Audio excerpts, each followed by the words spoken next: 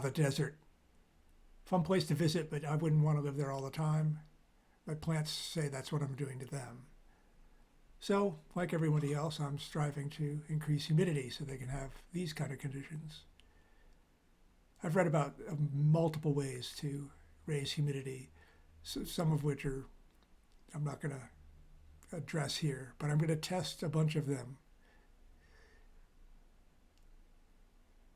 One method, people like to place bowls of water nearby.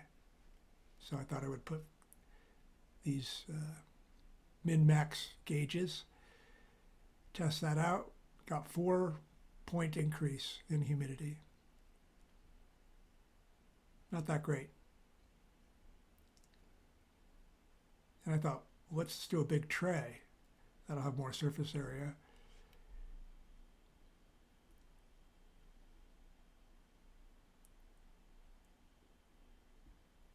Not very hard to set up. Water, little screen on top. I put my sensors on there.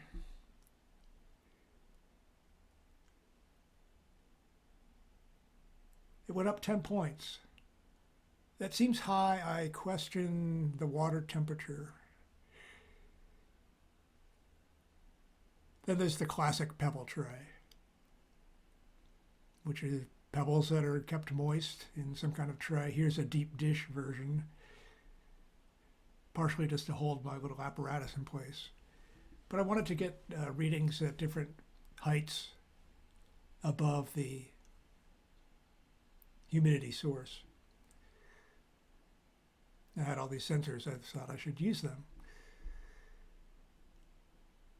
The lower one registered the highest, which was 11 points.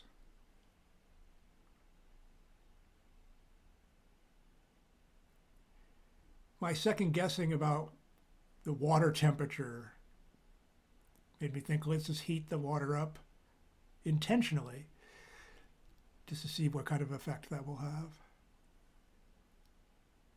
It's already at 50.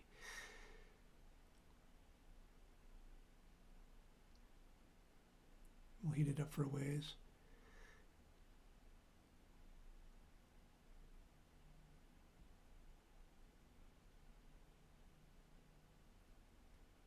I thought that this would be more dramatic. The water temperature is higher than the air temperature, but not considerably.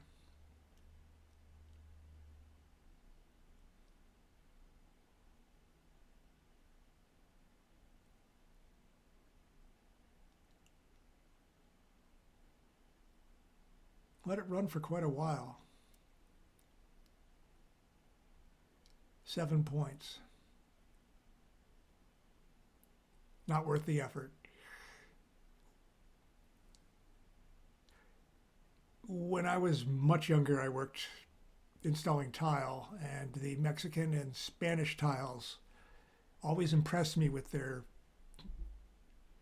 hydrophilic nature. They just seemed to suck water up, and they held it forever, it seemed like. So I thought, why not put those on the pebble tray? It's a nice flat surface. It looks pretty cool. It's more stable for the plants to sit on. And I suspect over a long period of time, it will keep the humidity higher, is my theory.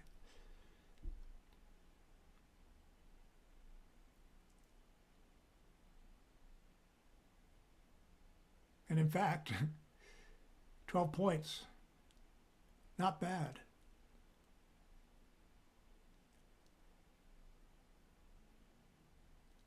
If you can keep it contained, then you have no problem with humidity. Every greenhouse, closed grow room, and tent uses that idea.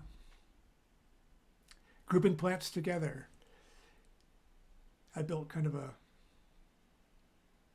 another structure to put plants around. Of all the suggestions, I would say this one has a lot of variables. Not every plant respires the same, not even close, and so it's kind of unfair. A bunch of tomato plants grouped close together, I guarantee would raise humidity dramatically. But these waxy-leaved plants, I'm not so sure it's going to do that. And they are not as close, perhaps, as people thought. An unimpressive 1-point increase. Then there's active ways to actually just actively add humidifiers, actively add humidity to the environment. Here's the EVAP 3 by Vornado. Put it in the corner of my kitchen. And then you can, if you look, you can see a little magnetic sensor hanging by the window. There's another one right there on the rounded cabinetry. And then exactly 12 feet away is a time lapse set up to capture the entire test. So let's let her rip.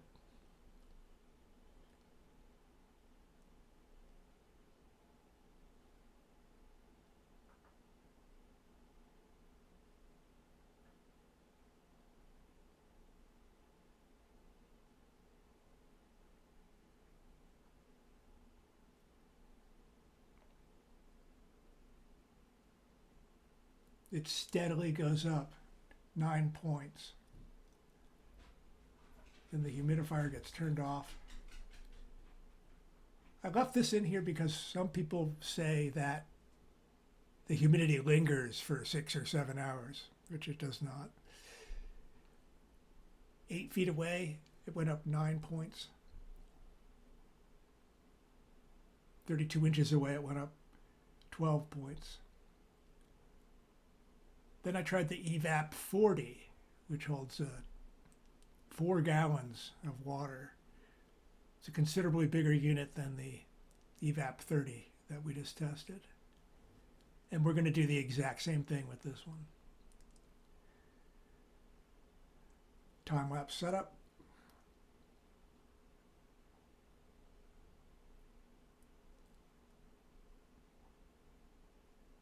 Getting ready to go.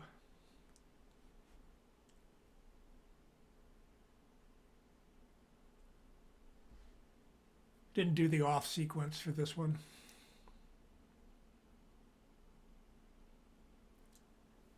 "12 points. 12 feet away. 12 points, 8 feet away. 20 points, 56 inches away. That's good. Well, I hope this was helpful. There's some variables even with the pebble tray that are hard to control, but I think you get an idea of the relative effectiveness of the different techniques. Clearly, to me, powered humidifier is the way to go, but any humidifier increase is good.